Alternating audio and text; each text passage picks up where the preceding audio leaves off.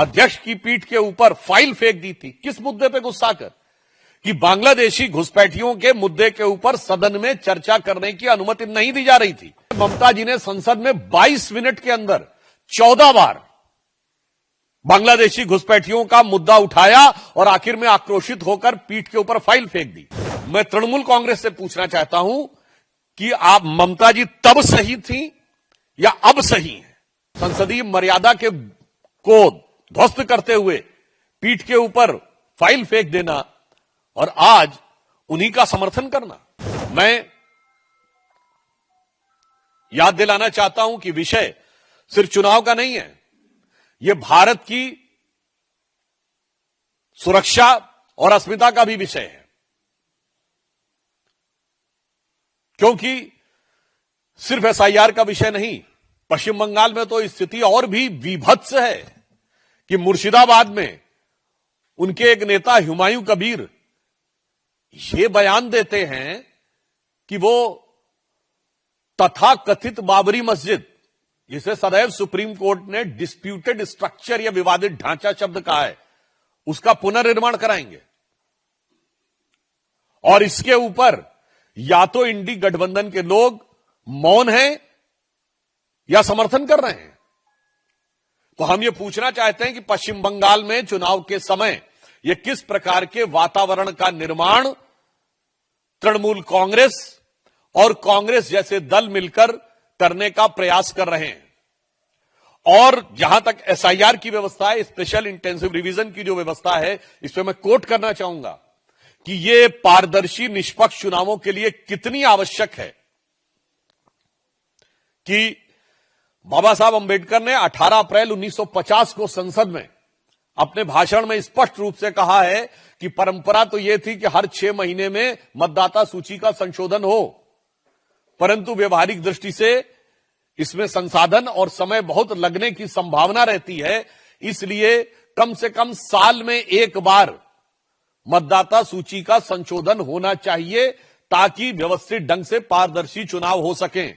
बाबा साहब Ambedkar in parliament of India on 18 अप्रैल 1950। और ये बताइए, लोग कहते हैं 20 साल बाद भी नहीं होना चाहिए। तो हम पूछना चाहते हैं कि संविधान बनाने वाले हमारे संविधान निर्माताओं ने और ड्राफ्टिंग कमेटी के चेयरमैन बाबा साहब अंबेडकर ने जो विचार व्यक्त किए थे, आप उसके खिलाफ क्यों खड़े हैं?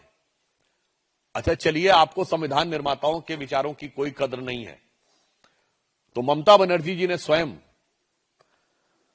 2005 में 4 अगस्त 2005 को भारत की संसद में जो तब तक का सबसे विचित्र उदाहरण था कि पीठ के ऊपर, यानी अध्यक्ष की पीठ के ऊपर फाइल फेंक दी थी। किस मुद्दे पे गुस्सा कर? कि बांग्लादेशी घुसपैठियों के मुद्दे के ऊपर सदन में चर्चा करने की अनुमति नहीं दी जा रही थी। और उस समय की जो मीडिया रिपोर्ट्स अवेलेबल हैं, उसमें ममता जी ने संसद में 22 मिनट के अंदर 14 बार बांग्लादेशी घुसपैठियों का मुद्दा उठाया और आखिर में आक्रोशित होकर पीठ के ऊपर फाइल फेंक दी। मैं तृणमूल कांग्रेस से पूछना चाहता हूं कि आप ममता जी तब सही थी या अब सही हैं? यह कौन सा परिवर्तन आ गया कि आप जिन बांग्लादेशी घुसपैठियों के खिलाफ इतना आक्रोश था कि संसद में 22 मिनट में 14 बार बोलना और संसदीय मर्यादा को ध्वस्त करते हुए पीठ के ऊपर फाइल फेंक देना और आज उन्हीं का समर्थन करना।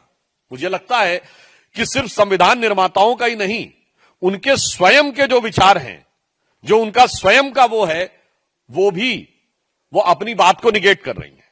मैं एक और आज उन सूचियों में सही लोगों की पहचान क्यों आवश्यक है, सही लोगों की पहचान क्यों आवश्यक है, ताकि कोई विदेशी घुसपैठियों के माध्यम से भारत की सत्ता को हड़पने का प्रयास या किसी राज्य में सत्ता को हड़पने का प्रयास न करे।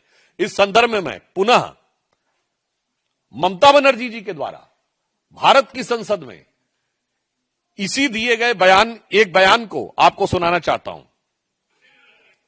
लेकिन एक बात जरूर कहना चाहती हूँ कि आइडेंटिटी कार्ड होना जरूरी है सिटीजनशिप के लिए, और इसको हम लोग पूरा तरह से समर्थन करते हुए और करते जाऊंगा। और सिटीजनशिप गाइड बनाने होगा एक कंट्री में, और नहीं होगा तो ऐसा बूथ रिगिंग और मनी पावर मसल पावर और जो माफिया पावर है, इसमें इलेक्शन नहीं होने वाला है आने वाला दिन में। इसके लिए मैं इसको सपोर्ट करने चाहता हूँ। अब बताइए, वो स्वयं कह रही हैं कि आइडेंटिटी स्थापित होनी चाहिए, क्योंकि उस समय आई कार्ड ही होते थे। सही मतदाता कौन है इसकी पहचान होनी चाहिए, अन्यथा मनी पावर, मसल पावर और बूथ रिगिंग के द्वारा चुनाव को कैप्चर करने का प्रयास किया जाएगा। और आज दुख का विषय है कि बिहार का चुनाव इतने अच्छे ढंग से संपन्न हुआ। किसी दौर में बिहार के चुनाव में बहुत सारी हिंसा की घटनाएं आती थी, कुछ नहीं हुआ। आज पश्चिम बंगाल के ही चुनाव में सबसे ज्यादा हिंसा की घटनाएं आती हैं। तो हम पूछना चाहते हैं कि ममता जी, आप तब सही बोल रही थी या आज सही बोल रही हैं, या जो चरित्र दिख रहा है इंडी गठबंधन का, कांग्रेस पार्टी का और तृणमूल कांग्रेस का, इसी कारण से भारत की राजनीति में विश्वसनीयता का संकट उत्पन्न हो जाता है। আমাদের ভিডিও ভালো লাগলে লাইক এবং শেয়ার করুন, কমেন্ট সেকশনে গিয়ে জানান আপনাদের মতামত। আরো ভিডিও পেতে আমাদের চ্যানেল সাবস্ক্রাইব করুন এবং প্রতি মুহূর্তে খবরের আপডেট পেতে প্রেস করুন বেল আইকন।